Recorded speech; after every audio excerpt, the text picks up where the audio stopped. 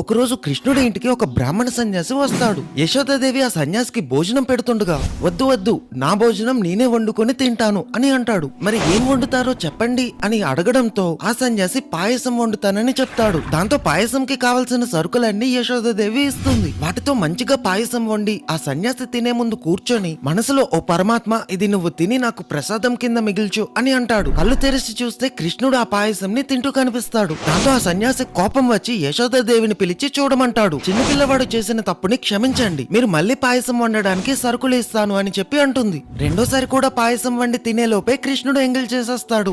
ఇంకా ఆ సన్యాసి చాలా కోపంతో మీ ఇంట్లో నేను తినను అని చెప్పి వెళ్ళిపోతాడు. అతిథి భోజనం నువ్వెందుకు తిన్నావు కృష్ణ అని యశోదాదేవి అడిగితే, నా తప్పేమీ లేదమ్మా, తనే నన్ను పిలిచి మరీ తినమని చెప్పాడు అని అంటాడు. ఇంతలో వెళ్లిపోయిన ఆ సన్యాసి తప్పు తెలుసుకుని తిరిగి వచ్చి కృష్ణుణ్ణి క్షమించమని అడిగి ఆ ఎంగిలి చేసిన పాయసాన్ని ప్రసాదంలా తింటాడు. అందరూ చెప్పండి హరే కృష్ణ.